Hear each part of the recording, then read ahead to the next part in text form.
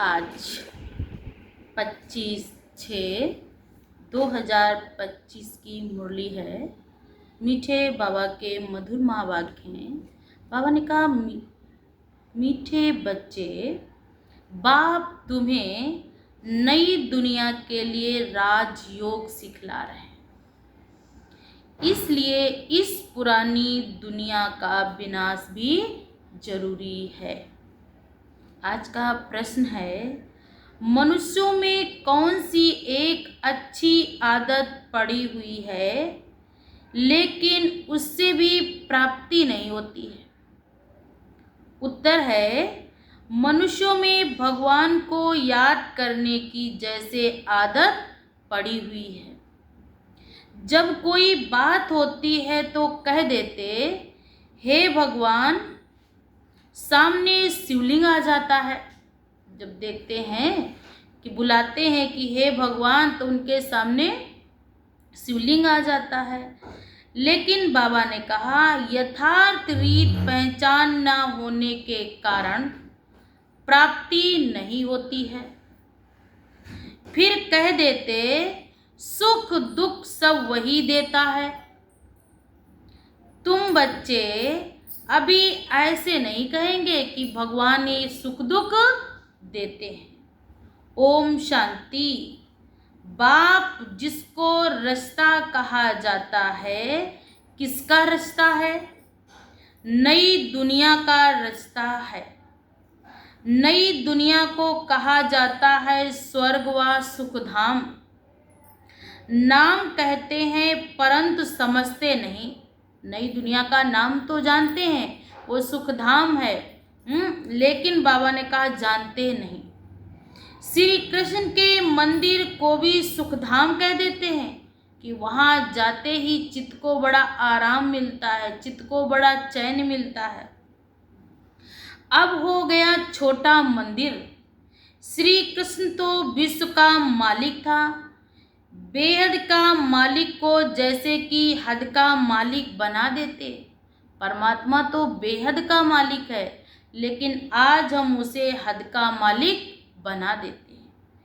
श्री कृष्ण के छोटे से मंदिर को सुखधाम कहते हैं कि वहाँ जाते ही मंदिर में बड़ा आराम मिलता है, बड़ा आत्मा को सुकून मिलता है। तो बाबा ने कहा, उस छोटे से मंदिर को ही क्या बना देते? सुखधाम बना देते, सतयुग बना देते। बुद्धि ये नहीं आता कि वह तो विश्व का मालिक था, भारत में ही रहने वाला था। तुमको भी पहले कुछ पता नहीं था। हमको भी जो जैसे सबने बोला, वैसे भी मुझ आत्मा ने भी वही बोलना शुरू किया कि हाँ, वो भी क्या है? परमात्मा सबके अंदर है। वो परमात्मा जैसे ही लोगों ने कहा, उसी पद्धति को हमने भी स्वीकार कर लिया। तुमको भी पहले कुछ नहीं पता था कि परमात्मा कौन है, वो धरा पर कब आते हैं, वो मनुष्यों को पति से पावन बनाए अपने साथ कब ले जाते हैं, ये किसी को भी कुछ भी पता नहीं था। बाप को तो सब कुछ पता है, लेकिन परमात्मा को मुझ आत्मा के बारे में सब कुछ पता है। वह सृष्टि के आदि मध्य अंत को जानते हैं। अभी तुम बच्चे जानते हो। दुनिया में तो ये भी किसको पता नहीं कि ब्रह्मा विष्णु शंकर कौन है। शिव तो है ऊंचे ते ऊंचा भगवान। अच्छा, फिर प्रजापिता ब्रह्मा कहाँ से आया? है तो मनुष्य ही। प्रजापिता ब्रह्मा तो जरूर ही यहाँ ही चाहिए ना, जिससे ब्राह्मण पैदा हो।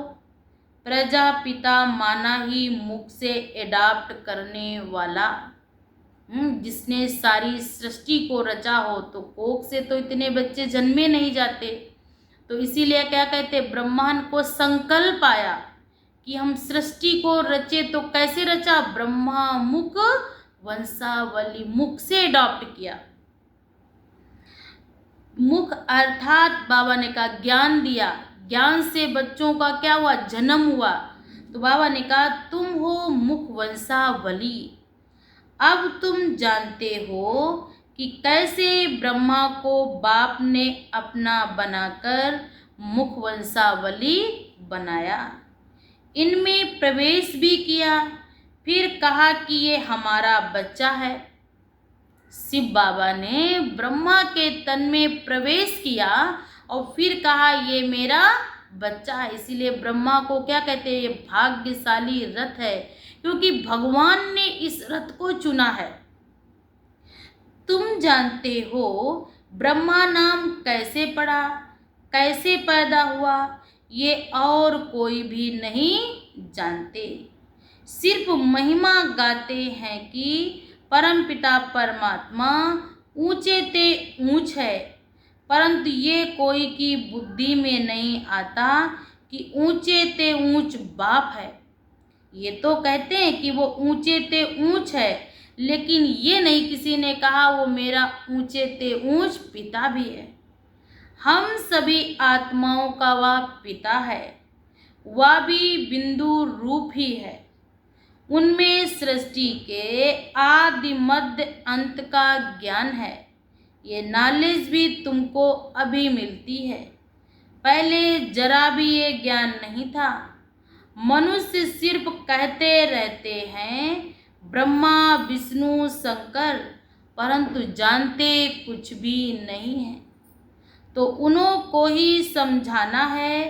अभी तुम समझदार बने हो। हम कौन क्या बने, बाबा ने बनाया मुझे समझदार फूल बनाया है। जानते हो कि बाप ज्ञान का सागर है, जो हमको ज्ञान सुनाते हैं पढ़ाते हैं। ये है राजयोग। इस योग को सीखने से आत्मा जन्म जन्मांतर के लिए राजाओं का राजा बन जाती है, क्योंकि इस राजयोग का गायन गीता में भी स्पष्ट किया गया है। ये कोई साधारण योग नहीं है, ये कोई किसी ने मनुष्य का बताया हुआ कोई हठ योग नहीं है, ये किसी के बताए हुए कोई ऐसा नहीं शारीरिक योग नहीं है। ये योग है अपने मन को सशक्त बनाकर उस प्रभु परमात्मा को याद करने से अपनी आत्मा की ज्योति जगाएंगे, तब हम क्या बन जाएंगे। बाबा ने कहा तुम क्या संपूर्ण सच्चे सच्चे कुल दीपक बन जाएंगे। तो ये राजयोग है। सतयुगी नई दुनिया के लिए तो जरूर पुरानी दुनिया का विनाश होना चाहिए। जब नई दुनिया आएगी तो पुरानी दुनिया की क्या होगी, सफाई हो, नई दुनिया हो। उसके लिए ये महाभारत लड़ाई दिखाई गई कि आपस में सब लड़े और भाई भाई मारे गए। तो आधा कल्प से लेकर तुम भक्ति मार्ग के शास्त्र पढ़ते आए हो। अब तो बाप से डायरेक्ट सुनते हो। बाप कोई शास्त्र बैठकर नहीं सुनाते हैं। जब तब करना, शास्त्र आदि पढ़ना, ये सब है भक्ति मार्ग। जब तब करना, हवन पाठ पूजा करना, ये तो सब क्या है भक्ति मार्ग में। भक्ति मार्ग में कर लिया, फिर ज्यों के त्यों। अब भक्तों को भक्ति का फल चाहिए, क्योंकि मेहनत करते ही हैं भगवान से मिलने के लिए, परंतु ज्ञान से है सद्गति। ज्ञान और भक्ति दोनों इकट्ठे चल ना सके। अभी है भक्ति का राज। इस समय सब भक्त आत्माएं हैं। हर एक के मुख से ओ गॉड फादर जरूर निकलेगा, हे भगवान, हाय भगवान। अक्सर कोई भी गलती हो जाए या कुछ, हे भगवान अब आप ही जानो, हे ऊपर वाले अब आप ही जानो। मतलब जो भी कुछ बाबा ने कहा, ना चाहते हुए भी भक्ति में भी मुख से क्या निकलता, हे भगवान, हाय भगवान। अब तुम बच्चे जानते हो कि बाप ने अपना परिचय दिया है कि मैं छोटी बिंदु हूँ। मुझे ही ज्ञान का सागर कहते हैं। मुझ बिंदु में ही सारा ज्ञान भरा हुआ है। मुझ छोटी सी बिंदी आत्मा में ही 84 जन्मों का पाठ भरा हुआ है कि कब आत्मा को कहाँ जाना है, कब आत्मा कहाँ गई थी, उसने कौन सा पाठ बजाया था, कौन सा ऐसा कर्म किया था जिस कर्म की ये सजा मिली। आत्मा में ही नॉलेज है, सारा ज्ञान काहे में भरा हुआ है, आत्मा में है। तो बाबा ने आत्मा का ही परिचय दिया है। अभी तुम बच्चे समझते हो कि उनको परमपिता परमात्मा कहा जाता है। वह है सुप्रीम सोल, अर्थात सबसे ऊंचे ते ऊंच पतित पावन बाप की महिमा है ना। मनुष्य हैं, भगवान कहेंगे तो शिवलिंग याद पड़ेगा, वह भी यथार्थ रीत नहीं याद कर पाएंगे। शिवलिंग को तो उसी पत्थर के रूप में याद करेंगे ना। वो परमात्मा कौन है, वो ज्ञान का सागर है, गुणों का सागर है, उसको हम यथार्थ रीत नहीं जानेंगे। जैसे आजकल आदत पड़ गई है, भगवान को याद करना है, भगवान ही सुख दुख देता है, ये लोगों की आदत पड़ गई है दूसरों को दोष देना। अगर हमसे भी कोई गलती हुई है तो भी क्या कहें, फला ना होता तो ऐसा ना होता, क्योंकि ये मनुष्यों के कहाँ गया, बुद्धि में एकदम फीड हो चुका है। वो खुद की भी गलती को दूसरों पर दोषारोपण देने में तनिक भी देरी नहीं करते हैं। तो बाबा ने कहा भगवान ही सुख दुख देता। अभी तुम बच्चे ऐसे नहीं कहेंगे, तुम जानते हो कि बाप तो सुखदाता है। सतयुग में सुखधाम था, वहाँ दुख का नाम नहीं था, इसीलिए क्या कहते हैं, सत्ययुग। तुम जानते हो कि बाप तो सुखदाता है, सतयुग में सुखधाम था, वहाँ दुख का नाम निशान नहीं था। कलयुग में है ही दुख, यहाँ सुख का नाम ही नहीं है। ऊंचे ते ऊंच भगवान, वह है सर्व आत्माओं का बाप, और ये किसको भी पता नहीं है कि आत्माओं का बाप भी है। कहते भी हैं हम सब ब्रदर्स हैं, तो जरूर सब एक बाप के ही बच्चे ठहरे ना। आत्माओं का बाप भी है, कहते भी हैं हम सब ब्रदर्स हैं, तो जरूर सब एक बाप के बच्चे ठहरे। कोई फिर कह देते वह तो सर्वव्यापी है, तो तेरे में भी है तो मेरे में भी है। इतनी बड़ी गलती की कि भगवान को सब में बताते हैं। कोई किसी का खून करता तो क्या भगवान भगवान का खून करता। एक दूसरे को दुख देते तो भगवान तो दुख में याद करते हैं कि हे प्रभु आओ हमारे दुख हरो, और भगवान मुझे कष्ट का दिन देगा। ये तो सब कुछ जो कुछ भी घटनाक्रम मेरे साथ घट रहा है, ये कभी ना कभी किए हुए मेरे ही कर्म हैं, वो आज हमारे सामने फल के रूप में आए हैं। वहाँ दुख का नाम नहीं होता है। कलयुग में है ही दुखधाम, यहाँ सुख का भी नाम नहीं है। वह तो ऊंचे ते ऊंच भगवान है, वह है ही सर्व आत्माओं का बाप। ये किसको भी पता नहीं कि वो मेरी आत्मा का पिता परमात्मा है। कहते भी हम सब ब्रदर्स हैं, तो जरूर सब एक बाप के बच्चे ठहरे। कोई तो फिर कह देते वो तो सर्वव्यापी है, तेरे में भी है तो मेरे में भी है। अरे तुम तो आत्मा हो, ये तुम्हारा शरीर है, तीसरी चीज कैसे हो सकती है। आत्मा को परमात्मा थोड़ी कहेंगे, जीव आत्मा कहा जाता, परमात्मा नहीं कहा जाता। बच्चे के अंदर जब आत्मा प्रवेश करती तो क्या कहते, अब जीव पड़ गया है। जीव आत्मा कहा, ना कि कहा कि परमात्मा आ चुके हैं, क्या कहते हैं, जीव पड़ गया है। जीव परमात्मा नहीं कहा जाता है। फिर परमात्मा सर्वव्यापी कैसे हो सकता है। बाप सर्वव्यापी होता ही फिर फादरहुड हो जाता है। फादर को फादर से वर्षा थोड़े ही मिलेगा, बाप से तो वर्षा ही लेते हैं ना। सब फादर कैसे हो सकते हैं, इतनी छोटी सी बात भी कोई की समझ में नहीं आती। तब कहते, बच्चे हमने आज से 5000 वर्ष पहले तुमको कितना समझदार बनाया था। तुम एवर हेल्दी वेल्दी समझदार थे। इससे जास्ती समझदार और कोई हो नहीं सकता। हम कितनी विशेष आत्मा थे कि अभी की बुद्धि परमात्मा जो दे रहा है, ये बाबा ने कहा लास्ट 84 जन्म तक ऐसी पवित्र बुद्धि तुम्हारी काम करेगी। और बाबा ने कहा 21 जन्म तो इतनी परफेक्ट बुद्धि होगी, वहाँ पर तुम्हें सलाह की, मंत्री की, संतरी की, किसी की भी कोई जरूरत नहीं पड़ेगी। इतनी पवित्र बुद्धि मिलती है जब हम भगवान को याद करते हैं तब। तो बाबा ने कहा सब फादर कैसे हो सकते, इतनी छोटी सी बात भी कोई की समझ में नहीं आती। तब बाप कहते, बच्चे हमने आज से 5000 वर्ष पहले तुमको कितना समझदार बनाया था। तुम एवर हेल्दी वेल्दी समझदार थे। क्या थे हम? एवर हेल्दी वेल्दी और समझदार भी थे। इससे जास्ती समझदार और कोई हो नहीं सकता।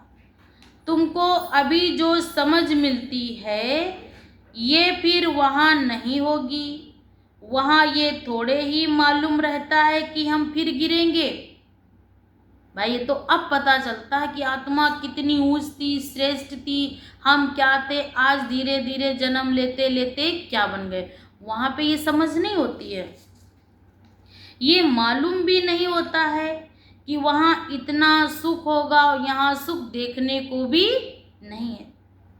बाबा ने कहा ये ज्ञान फिर प्रायः लोप हो जाएगा। ये ड्रामा का ज्ञान सिर्फ अभी तुम्हारी बुद्धि में है। ब्राह्मण ही अधिकारी रहते हैं। तुम्हारी बुद्धि में है कि अब हम ब्राह्मण वर्ण के हैं। ब्राह्मण को ही बाप ज्ञान सुनाते, ब्राह्मण फिर सबको सुनाते हैं। गायन भी है कि भगवान ने आकर स्वर्ग की स्थापना की थी, राज योग सिखलाया था। देखो श्री कृष्ण जयंती मनाते हैं, समझते हैं श्री कृष्ण वैकुंठ का मालिक था, परंतु वह विश्व का मालिक था ना। ये बुद्धि में नहीं आता।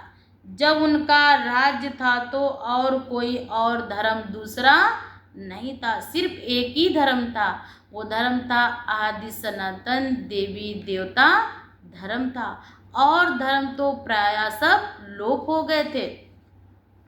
उनका ही सारे विश्व में राज्य था और जमुना के किनारे था।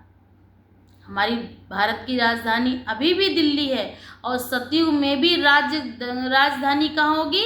जमुना के कंठे पे क्या दिल्ली होगी। अभी तुमको ये कौन समझा रहे हैं? भगवान वाच। बाकी जो भी वेद शास्त्र आदि सुनते हैं सुनाते हैं वो सब भक्ति मार्ग के हैं। यहाँ तो खुद भगवान तुमको सुना रहे हैं। क्या सुना रहे हैं? कि मैं कब आया था इस धरा पर, तो आत्मा कितनी धन धान से भरपूर थी, किसी चीज की कोई कमी नहीं थी, और आज आत्मा जन्म लेते लेते आज भिखारी बन गई। वही भारत जो सोने की चिड़िया था, क्या कहलाता था? भारत जगत गुरु। आज वही भारत सबके आगे हाथ फैलाकर भी मांग रहा। कैसे? कर्म के आधार से कर्म करते रहे उल्टे, और उल्टा ही जीवन जीते रहे, तो आज दुखी और अशांत और भिखारी बना गया। अभी तुम समझते हो हम पुरुषोत्तम बन रहे हैं। तुमको ही ये बुद्धि में है कि हम शांति धाम के रहने वाले, फिर हम आकर 21 जन्मों की प्रारब्ध भोगेंगे। तुम बच्चों के अंदर में खुशी से गदगद होना चाहिए कि हमें बेहद का बाप शिव बाबा हमको पढ़ा रहे हैं। क्या होना चाहिए? उनका गदगद। वो ज्ञान का सागर है, सृष्टि के आदि मध्य अंत को जानते हैं। ऐसा बाबा हमारे लिए आया है। तो खुशी में गुदगुदी होती है ना। बाबा ने कहा था इतनी खुशी हो, वो ज्ञान का सागर बाप मेरे लिए आया है। तो बाबा ने कहा खुशी की गुदगुदी होती है। बाबा को कहते बाबा हमने आपको अपना वारिस बनाया। बाप बच्चों पर बारी जाते हैं। बच्चे फिर कहते भगवान आप जब आएंगे तब हम आप पर बारी जाएंगे, अर्थात बच्चा बनाएंगे। ये भी अपने बच्चे को भी वारिस बनाते। बाबा को वारिस कैसे बनाएंगे, ये भी गूढ़ बात है। अपना सब कुछ एक्सचेंज करना है, सब कुछ बदलना पड़ेगा। जब वारिस बनते हैं किसी के तो पुराना घर, पुराने माँ बाप, कुछ भी नहीं याद करना पड़ता। जिसके घर में जो ले जाता है वो माँ बाप, पुरानापन समाप्त जहाँ है वहाँ ही सब कुछ मेरा है। बाबा ने कहा इसमें बुद्धि का काम है। गरीब तो झट एक्सचेंज कर लेंगे, साहूकार मुश्किल करेंगे, क्योंकि उनके अंदर भान रहता मैं पैसे वाला हूँ, मेरे पास पद है, पोजीशन। गरीब तो क्या कहेगा, जैसे हम यहाँ हैं वहाँ तो इससे बेहतर रहेंगे, खुश रहेंगे, टेंशन मुक्त रहेंगे। अमीरों को अभिमान रहता है, ये ज्ञान पूरी रीति ज्ञान ना उठावें, इतनी हिम्मत नहीं रहती है। गरीब तो झट कह देते बाबा हम तो आपको ही वारिस बनाएंगे, हमारे पास रखा ही क्या है, जो हम दाल रोटी खा रहे हैं वो हम आपको खिलाएंगे। अमीरों को क्या लगता अरे मेरे पास पैसा है तो किस चीज़ की कमी है, लेकिन उन्हें ये नहीं पता है कि पैसा सब कुछ नहीं है। ज़रूरतें पूरी कर सकता है, लेकिन अगर सब कुछ हो जाए तो इस संसार में परमात्मा नाम की जो शक्ति है उसका कोई वजूद ही ना हो। वारिस बनाकर फिर शरीर निर्वाह अभी अपना करना है, सिर्फ ट्रस्टी समझदार पर रहना है, उनका ट्रस्टी बन के रहना है। युक्तियाँ बहुत बतलाते रहते, बाप तो सिर्फ देखते हैं कि कोई भी पाप कर्म तो नहीं है, पैसे खराब तो नहीं करते हैं। आजकल पैसे वालों को अभिमान रहता है तो क्या करेंगे, एक्स्ट्रा कपड़े खरीदेंगे, एक्स्ट्रा चीज़ें खरीदेंगे, एक्स्ट्रा शरीर पे खर्च करेंगे। ऐसा हाई फाई दिखाने के चक्कर में वो हाई फाई जगह जाएंगे। भले यहाँ नॉर्मल जगह पे 10 की चीज़ मिल जाए, जब हाई फाई जगह जाएंगे तो उसका भी चार्ज तो वहाँ से 100 रुपये की लाएंगे, क्योंकि उनको नाज है। फिर 4 लोगों को बताएंगे भी कि मैंने ये खरीदी, इतनी महंगी चीज़ है।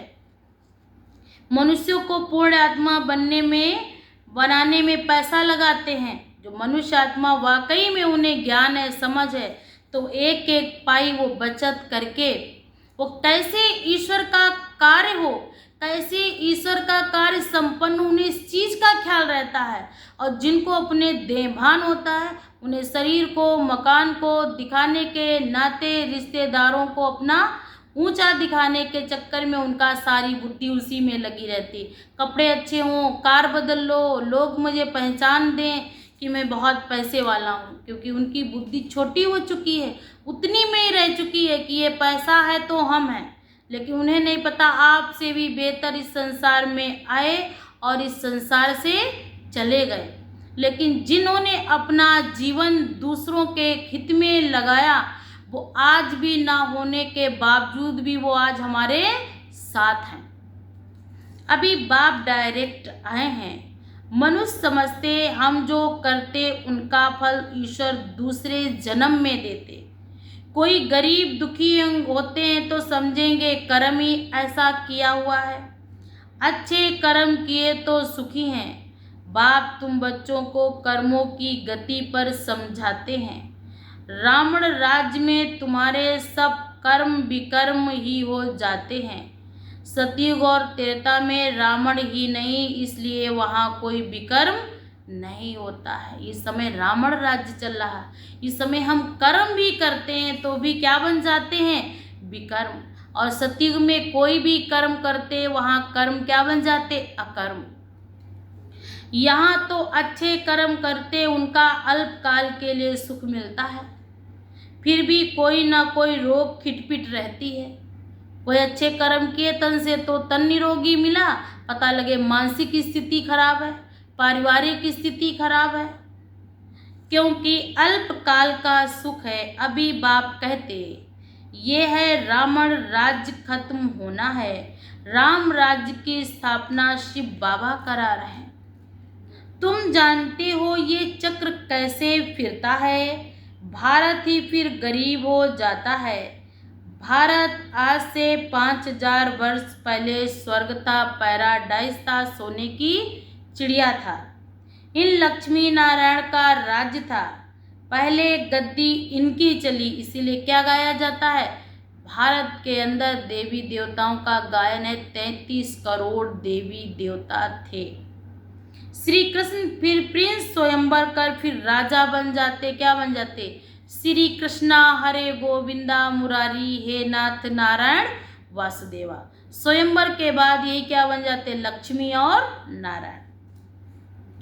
अभी तुम समझते हो कि तुमको बंडर लगता है, बाप आप सारे रास्ता और रचना की नॉलेज सुनाते हैं, आप हमको कितना ऊंच पढ़ाते हो।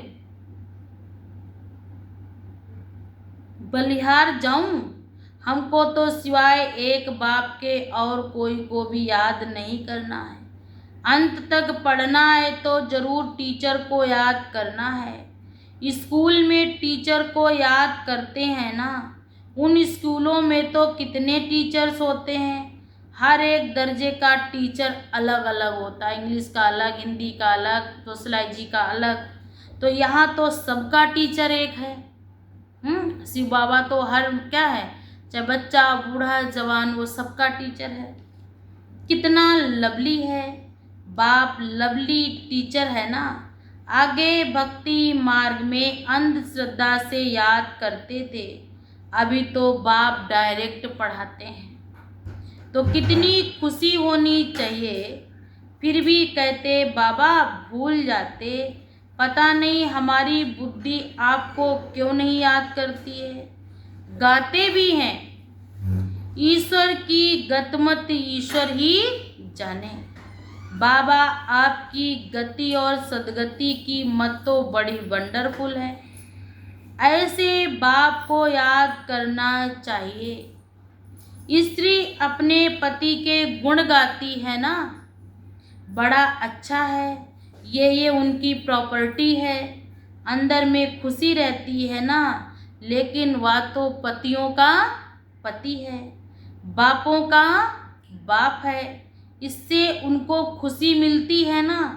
और सबसे तो दुख मिलता है, आज पति के पास प्रॉपर्टी है, आज पति बहुत प्यारा है, कल पति के पास कोई बीमारी आ गई, कोई रिश्तों में कोई कड़वाहट आ गई, संबंध खराब हो गए, तो वही पति उनके लिए क्या बन जाता है। बाबा ने कहा था वही पति उनके लिए दुख का कारण बन जाता है। हाँ, टीचर से तो सुख मिलता है, क्योंकि पढ़ाई से इनकम होती है। गुरु हमेशा किया जाता वानप्रस्थ में, ऐसी कहावत है। बाप भी कहते हैं मैं वानप्रस्थ में आया हूँ, ये भी वानप्रस्थी और मैं भी वानप्रस्थी। ब्रह्मा बाबा की उम्र 60 वर्ष की हो गई थी, और शिव बाबा तो है ही पिताओं का पिता, तो है ही वानप्रस्थी। ये सब मेरे बच्चे भी वानप्रस्थी। इस समय तो किसी की भी उम्र कोई कह नहीं सकता मैं इतना हूँ, क्योंकि बच्चे बूढ़े जवान सबकी एक कक्षा है, कभी भी किसी का भी बुलावा आ सकता और कोई भी कभी भी जा सकता। बाप टीचर गुरु तीनों ही इकट्ठे हैं, बाप टीचर भी बनते फिर गुरु बन साथ ले जाते, उस एक बाप की महिमा है। ये बातें और कोई शास्त्र आदि में नहीं होंगी। बाबा हर बात अच्छी रीति समझाते, इनसे ऊंची नॉलेज कोई होती नहीं ना, जानने की भी दरकार भी नहीं रहती। हम सब कुछ जानकर विश्व के मालिक बन जाते हैं, और जास्ती करेंगे तो बाबा ने कहा बच्चों की बुद्धि में हो कि उनकी बुद्धि की खुशी ही गायब हो जाए। बाबा ने कहा उसी याद में रहें, पूर्ण आत्मा बनने के लिए याद में जरूर रहना चाहिए, माया का धर्म है तुम्हारे योग को तोड़ना। माया का धर्म हो गया है हमारे अंदर के जो बुद्धि की तार भगवान से जुड़ी है उसको कट करना। योग में ही माया बिघन डालती, नींद भी आएंगे, काम भी आएंगे, पारिवारिक भी समस्याएं भी आएंगी। भूल जाते हो माया के तूफान बहुत आते और भिन्न भिन्न रूप लेकर आते। ये भी ड्रामा में नूंद है। भगवान भी आपको परख रहा कि आपकी अवस्था कितनी ऊंच है। ये सब माया के तूफान आएंगे, बाबा के पास भी आते हैं, तुमको भी आएंगे। ये कोई बड़ी बात नहीं है। बाबा ने कहा माया का तूफान ही ना आए तो योग लगा ही तो रहेगा ना। फिर कैसे परख होगी सत्य और असत्य की, क्योंकि कसौटी पे जब रखते हैं तब पता चलता है ये सत्य है और ये असत्य है। तो कर्मातीत अवस्था हो जाए फिर यहाँ रह ना सके, कर्मातीत अवस्था हो जाएगी तो फिर सब चले जाएंगे कहाँ, परम धाम। शिव की बारात गाई हुई है ना, तो बाप कहते शिव बाबा आए हैं, हम सब आत्माएं जाएं। शिव बाबा आते ही हैं कहाँ, सबको वापस ले जाने। तो सतयुग में इतनी आत्माएं थोड़ी होंगी। अच्छा, मीठे मीठे सिकिल्ले बच्चों प्रति माता पिता बाप दादा का याद प्यार और गुड मॉर्निंग। रूहानी बाप की रूहानी बच्चों को नमस्ते। हम सब रूहानी बच्चों की तरफ से रूहानी माता पिता बाप दादा को याद प्यार और गुड मॉर्निंग, नमस्ते नमस्ते नमस्ते। आज धारणा के लिए मुख्य सार है। बाबा ने कहा शिव बाबा को अपना वारिस बनाकर सब कुछ एक्सचेंज कर देना है। वारिस बनाकर शरीर निर्वाह भी करना है, ट्रस्टी समझकर रहना है।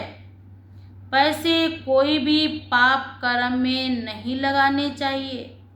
नंबर 2, अंदर में खुशी की गुदगुदी होती रहे कि स्वयं ज्ञान का सागर बाबा हमको पढ़ा रहे हैं।